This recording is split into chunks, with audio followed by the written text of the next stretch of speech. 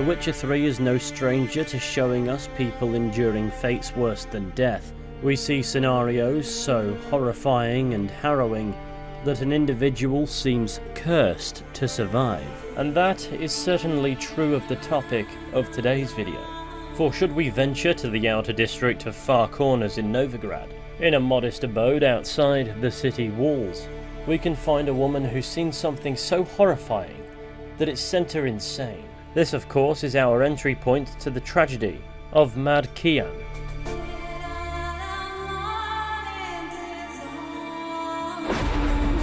In Farcorners, Novigrad, we can find a house surrounded with cats. They don't seem awfully fond of Geralt's presence, but they're harmless. They appear to share this abode with a rather crazy cat lady, who has a habit of muttering nonsense. Oh. Hey, Maxie. Are you certain this is the corridor? Dicker, you clod. I told you to watch where you place those boats of yours. These are elven ruins. There's a trap everywhere you step. She doesn't appear to be present in the moment and performs her actions on autopilot. Her home is also a tip, despite her scrubbing the floor almost incessantly. There are boarded up windows and vast, expansive networks of cobwebs, and the lady doesn't seem remotely aware of the squalor she's living in. On a desk we can find a note that might explain why. The note is titled Julia Kenyon's Diary and reads as follows. We sold the artifacts we'd acquired during our last expedition to the Haraki Bazaar in Sidaris, made only a modest profit, but a profit all the same. Dicker has come across information about a purported elven treasure hoard said to be hidden in the sewers beneath the temple aisle. To my thinking, these rumours might very well be true. After all, human cities, Novigrad included, were built on elven foundations, so why should we not search for elven treasure beneath its streets? If but a tenth of what the tales say is true, the hoard contains enough riches to last us to the end of our days. Today is the 1st of Fayan. We are setting out. Our party consists of Ryan, Dicker, Maxie, Miko, and me. The entrance to the underground passages was protected by an illusion. Luckily, Miko was able to dispel it. There truly must be something of value down here. We shall descend deeper. This does not look like a treasury. It is rather some sort of hospital, or a laboratory. After this point, the entries are chaotic, with many blots and incomplete words. A massacre. Only I, could do nothing. The others dead, all. The elves, that was their laboratory, and what we saw, he. I cannot sleep for the umpteenth night in a row. I see them all whenever I close my eyes. Ryan, Dicker, Maxie, Miko. This insomnia is killing me, and that symbol, that cat, it stares at me. Here, kitty, kitty, kitty. Meow. It would seem to be the case that Julia here was a treasure hunter, and on an expedition beneath Temple Isle in Novigrad, the group she was a part of encountered something, and she was the only one that survived the encounter. As a consequence of her guilt for being the sole survivor, she appears to have found a new obsession in cats. Perhaps in part due to finding a cat symbol that basically burned into her mind, and as she mutters away, she often speaks as if she's talking to her deceased friends. Now, of course, the initial mystery is what was encountered beneath Temple Isle. But before we get to that, it might be worth asking, what cat symbol is Julia on about? Well, reading this document will begin the scavenger hunt for cat school Witcher gear, and so it would seem the cat symbol is likely that of the School of the Cat.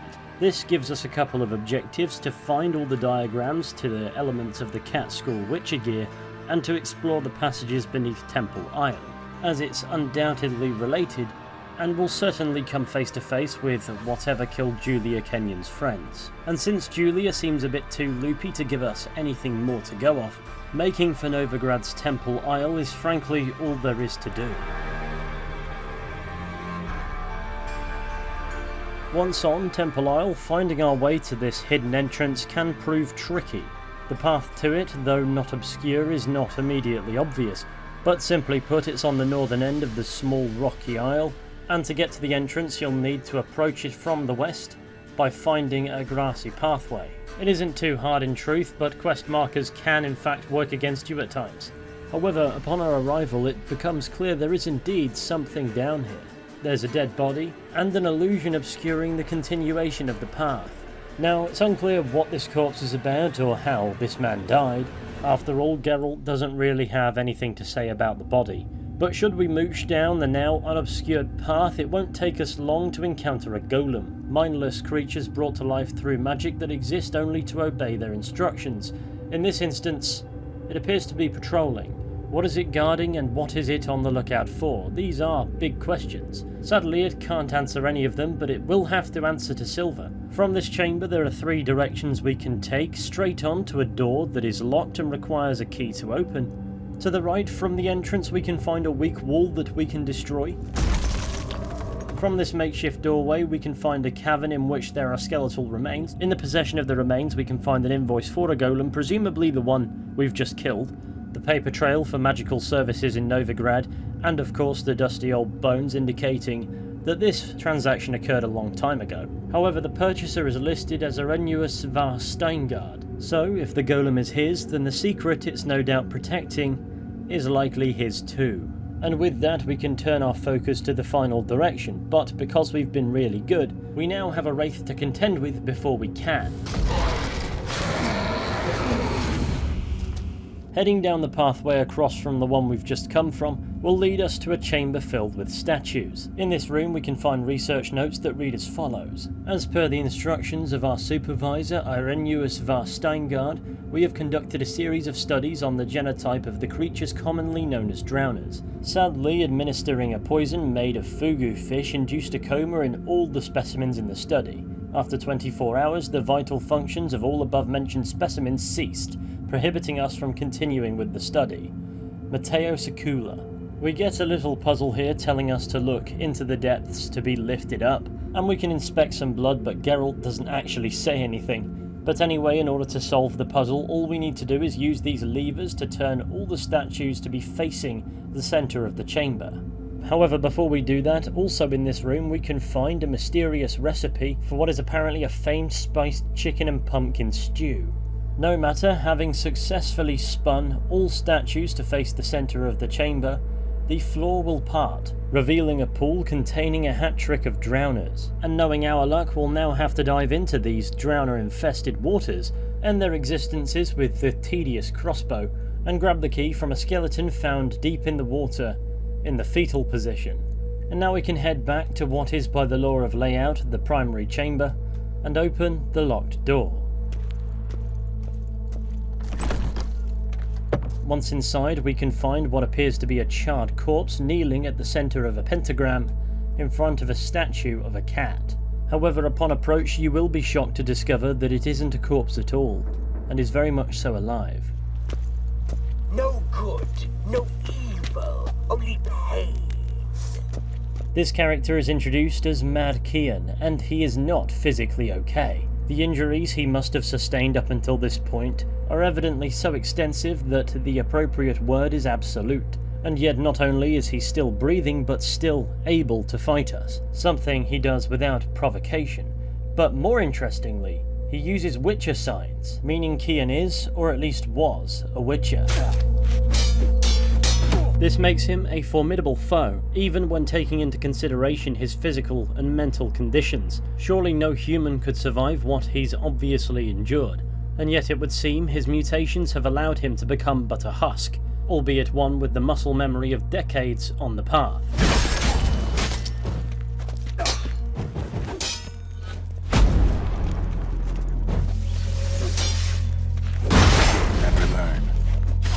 Now, it's unclear what extent of consciousness the Catskill Witcher now possesses, considering the state of him, as all he does is issue the occasional rambling mid-fight. Beyond that, he was meditating in a pentagram, and rather indiscriminately charges us simply because we're there. His mind is evidently long lost, and if you consider what's happened to him, most of which we don't know yet, you can understand why. Sadly, all we can do for him is put him out of his misery. And somehow cutting his legs off appears to have magically given his bare feet boots. On the unfortunate Witcher's remains we can find a few items, a couple diagrams to further the quest, a weapon known as Moonblade, and the laboratory notebook, which as you can imagine provides further insight into Kiyan's fate. So, here's what it can tell us. Day 1. Luckily, the teleport deposited us directly in my laboratory. It's good to be home. I had grown sick of the gills of that leaky tub. I hope that storm I summoned smashed it into those craggy rocks off the grassy knoll shore. The experiments which my students conducted on drowners in my absence did not yield the expected results. As usual, I must do everything myself. I will administer a brew of medicinal opium to the subject. This milk of the poppy will keep the Witcher in a state of half-consciousness, and thus incapable of any resistance, commencing studies. Note, I must hold off on my planned experiments while I clear up the demolished portion of my laboratory. I have set the bones in the forearm of one of my assistants. I will now administer a quadruple dose of milk of the poppy to the Witcher. Day 4. Subject shows incredible resistance to physical torture. Only broke after the second day of intense labour. Moderately satisfactory results from the interrogation. Garnered information about the Witcher training and the Cat School of Witches in general. As I suspected, the Cat School Witches are for the most part of elven stock. This school must have some tie to the elder races. Perhaps its founder was a member of the Anshe. Subject unfit for further study. I have discontinued his doses of poppy. Day 7. Administered extract of cowbane and hemlock. In typical representatives of the human and Anshe species, such a mixture provokes paralysis of the peripheral nervous system and eventually the nerve endings as well. This results in muscular, skeletal, pulmonary and cardiac paralysis and ultimately death through suffocation. The Witcher is not, however, a typical representative of any species. Though the poison did seem to cause some mild irritation in his nervous system, his mutated body quickly managed to neutralize the harmful alkaloids. In a matter of hours, all symptoms of the poison I administered have vanished. Day 15. Stinging him with sea wasp toxin did not provoke the expected results. In order to strengthen the toxin's effect, I have poured ethyl alcohol into his wounds. His nervous system seems to be immune. Day 26. The subject has been tortured, poisoned, burnt, frozen, starved and dehydrated, and despite it all his body continues to function. He eats and drinks by himself, moves about his cell on his own, and is able to articulate simple words. Please, drink, don't hurt, stop. Conclusion. As I suspected, the Witcher is a superb energumen. A demon trapped in such an excellently prepared body will become death incarnate, vengeful wrath made flesh, and placed at my command. No one has succeeded in creating a being of such power since the times of Malaspin and Alzur. This is a great day for science. Time to begin the incantations. So that at least explains the pentagram. The mad wizard had tortured the very humanity out of Kiyan, and hoped to summon a demon that would possess him and then bind it to his own will. It would appear this Var Steingard would have a lot to answer for, if he was anywhere to be found. But considering his husk of a witcher remained stationary in the pentagram until we arrived, I have a suspicion his plan did not go accordingly. Perhaps his abomination killed him. Perhaps something else in his dungeon of horrors got the best of him. Or maybe in the event of his experiment ultimately failing, he managed to slip away and fade into obscurity. What became of the cruel, twisted, poor excuse for a scientist is unclear, but the two skeletons we could find in the abandoned laboratory had to come from somewhere. One in the possession of the invoice for the golem, and the other in the fetal position at the bottom of the drowner pool with the key to the actual lab. Now, I don't know what could drive a man to dive into a pool of drowners. However, having the key to the lab would suggest it was either the mage or an assistant. How this individual came to be in the water, I suppose, is anyone's guess. Perhaps he was pushed in, or perhaps he jumped in willingly, using the slow movement of the contraption that conceals this water to ensure that he never came back up. But why would he do such a thing? Well, an idea occurred to me, and I suppose you'll be able to tell me what you think of it. Bearing in mind, for this to make any sense, we're going to have to run with the assumption that this fetal position skeleton in the water is in fact Var Steingard, which we simply do not know for certain. What we do know, however, is the man was attempting to summon a demon to possess Kiyan, believing him to be a fine energumen. Now, glowing red eyes don't happen for no reason, so that may very well have succeeded. But what if this tormented being is just that? The ravaged shell of what used to be a witcher, which in turn is a genetically mutated human, rendered a mutant in youth through the extreme, more fatal than not process known as the Trial of the Grasses. What if the demon disagreed with such an already mangled example? What if the mage got the ritual wrong and the demon inhabited him instead? After all, Steingard's actions and transgressions against Kiyan were beyond heinous, and it would take nothing short of ironclad genuine evil to not feel even the most pathetic glimmer of remorse. Again, that's 100% an assumption, but it does provide us with a potential archetype for a demon. I am, of course, talking about a Heim. Shadowy entities that latch on to society's despicable. Under most circumstances, they're only perceptible to the victim, relentlessly driving the poor soul into madness with visions, voices, and nightmares, tormenting their very soul, driving them to perform unpredictable, harmful, possibly even self-harmful acts, and the Heim will not leave until there is nothing left. With that in mind, perhaps Steingard, instead of summoning a demon to possess Kiyan, accidentally invoked his own fate. Now that idea of mine is at best conjecture, at worst nonsense, and most likely a series of assumptions that, though fitting, aren't likely. After all, the man concocted an elaborate scheme to enslave a demon, and was more than willing to insist with the cruelty against Kiyan to accomplish that. He also shows no remorse in his own documentation of his depraved experiments. Furthermore, the bodies here could have been literally anyone's. The scientist and his lackeys. The skeleton with the invoice could very well have been a representative from the Golem Company. After all, I would argue a secret lab isn't very useful if somebody knows about it. Or indeed, these could be the remains of members of Julia Kenyon's expedition. After all, considering her own vintage, the state of her house, and how advanced her cat obsession has become, I'm not under the impression she witnessed these horrors too recently. Perhaps the massacre she witnessed was long enough ago that her friend's remains are now little more than dusty bones. Still not got the faintest clue who this guy might be. Safe to say, what became of the mad scientist is unclear, and with that I'm going to stop wasting your time. For just because we can't find out what became of him doesn't mean we can't piece together Kiyan's final days on the path. In the note found on Kiyan's body, Steingard mentions a vessel, and we're now tasked with finding and investigating it. The marker leads us to an isle just a short distance from the shore to the southwest of Novigrad, which may require an ever so slight amount of boating to get to. And sure enough, upon our arrival at the isle, we can find the wreckage of the Flying Stag, laying abandoned in the shallow waters by the shore. Our objective is a chest on the lower deck, in which we can find another feline diagram and the mage's notes that read as follows. Kiyan has enlisted with the Flying Stag as a guard of sorts. A hefty sack of Novigrad crowns convinced the captain to lodge me in his cabin. All is going according to plan. I'm actually finding this expedition amusing. I'm glad I didn't contract the kidnapping out to some bulgy-armed halfwit. I'll do it more gracefully myself. He's cautious. I won't be able to put him down with a casually placed poison apple. Guess I'll have to zonk him out with a spell and whisk him away via teleport. I just hope it won't plop us down somewhere in the middle of Temple Isle instead of in my quarters beneath it. The power pulsating from my laboratory tends to throw off a good portion of my attempts to teleport home. Very high level resistance to psionic spells. Time needed for full penetration of his nervous system. A half an hour at least. A few more moments and the Witcher will be ready for transport.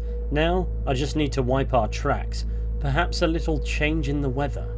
While waiting for more favourable atmospheric conditions, I look through his things. Some very intriguing documents. A map of Est Tayiar. Crafting diagrams of elven provenance. Margin note, highly interesting sketch for a one-handed crossbow, most likely used to hunt draconids or ornithosaurs. Must ask about this during interrogation. Confirms my theory that the witches of the cat school use elven weapons.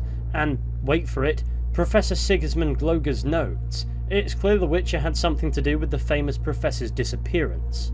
Think I may have overdone it a bit with those cumulon imbi. No point in tarrying. Time to evacuate. So Steingard didn't just acquire any Witcher. He'd actively marked Kiyan. He wanted him specifically and went to extreme lengths to ensure that he got him, including condemning this vessel and all its occupants to weather so perilous it wrecked the ship, summoning these inclement conditions merely as a smokescreen to escape with his prize. It's unclear whether this act within itself cost any lives, but considering the nature of his vile experiments, causing the deaths of an entire crew by summoning a storm around a ship is, if anything, quite merciful for him, if not unnecessary. He does mention that perhaps he overdid the spell, but as we know based on the document we found on Kiyan's body, I doubt he lost sleep over his miscalculation. Anyway, the trail continues further back in time, as now we're charged with exploring the ruins of Est Tayiar, a name I worry I've pronounced wrong. This is located more or less straight east on the other side of the map from our current location, and when we arrive we realise the place is absolutely flooded with witch hunters. They don't seem to mind our presence interfering with whatever they're doing here, which may or may not shatter your suspense of disbelief. Their presence is, after all, if I'm not mistaken, related to another quest. Anyway, down in the ruins it shouldn't take us long to find what we're looking for. Another weak bit of wall that we can destroy with art. Here we'll find yet another aged corpse, another feline diagram pertinent to the quest, and Professor Gloger's notes. This skeleton would appear to be all that's left of him. The document reads as follows. 11th of Blav, 3rd day of excavations. Kiyan demanded we surrender all notes found in the ruins of the Elven Armory. I refused. 13th of Blav, 5th day of excavations. We pitched camp in a vast and dry cavern in the easterly portion of the complex. There are very few active portals here. I am afraid they are very likely unstable and unidirectional. 14th of Blav, 6th day of excavations. The Witcher murdered Marco. He was deciphering one of the priceless elven sketches when suddenly, as I watched on aghast, the Witcher slit his throat and grabbed his incunabulum. I panicked and jumped into one of the portals. It deposited me in some chamber which has no exit. Unless an echo of a portal appears, I'm stuck here for good. I hope Michelle and Gottfried manage to escape. The remainder of the notes are difficult to decipher, and no dates are indicated. I must conclude the Witcher had from the very start been operating on Prince Adrian's orders. I would not be surprised if they were toasting their scheme's success at Drahim Castle at this very moment. Blasted. Perhaps I should have given those elven diagrams to Kiyan after all. What good are they to me here, if I am to rot in this crypt? I have finished the last drops of my water. There is nothing to eat. No echo from the portal has appeared. Gods, I don't believe in you. But if you do in fact exist, if you exist, save me. So Kiyan is hardly a saint himself, engaging in bloody mercenary work, putting him well on brand for the School of the Cat, as he murdered an excavation team here. And though Gloger pens his hopes that his colleagues managed to get away, I don't fancy their chances against a Witcher. This news may serve to cure you of some of your sympathy for him, and sure, he may have royally been morally compromised long before his body and mind were contorted into a physical manifestation of agony.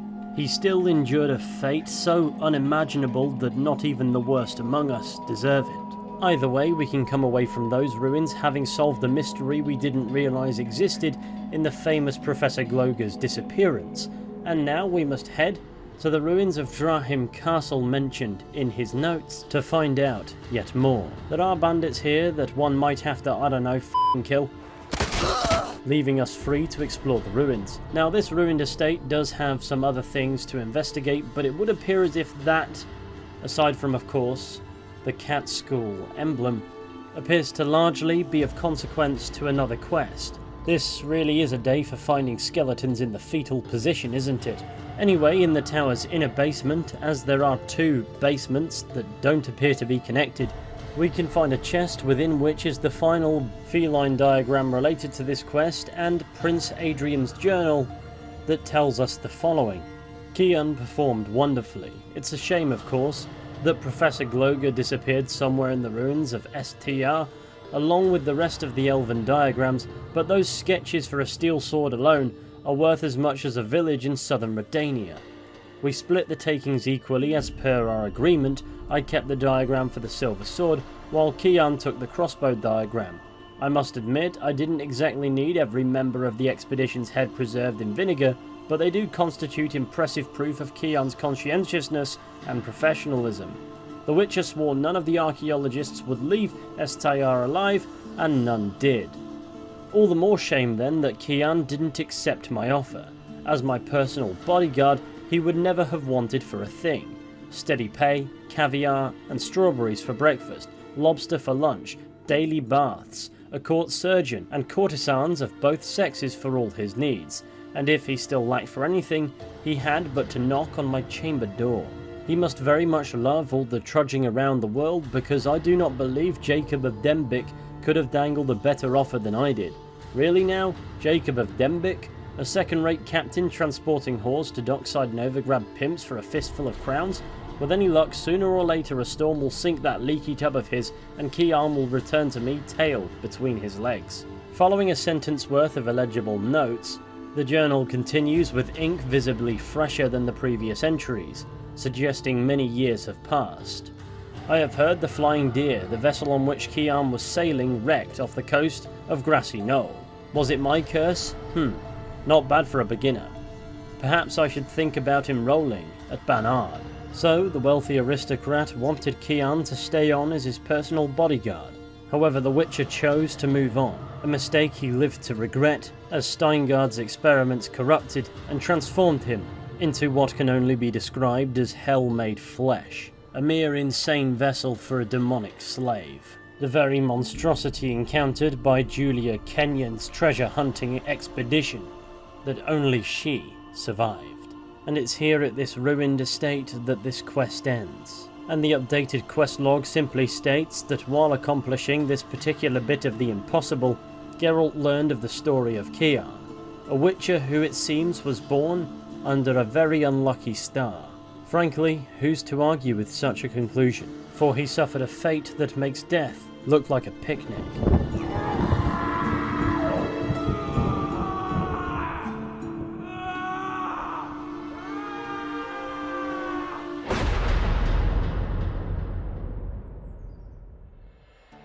Well, on that note, this video comes to its conclusion. I'd like to thank you all for watching, and I really hope that you've enjoyed it. If you did, be sure to go ahead, leave a like, subscribe, share the channel with your friends and all that wonderful stuff. It would of course be massively appreciated. And if you'd like to see more from me with regards to the Witcher games, or indeed any other franchise, let me know in the comments along with what specifically you would like to see covered. I do quite enjoy reading the comments, and I often take suggestions into consideration. Away from that, if you fancy dropping me a follow on some social media, you're more than welcome to do that too. But of course, I completely understand if you'd rather not. After all, it can be a total madness to navigate, which is not ideal when you have other things to do, I guess. But with any luck, I'll be seeing you all very soon with another video at some point. But until next time, please take care and goodbye.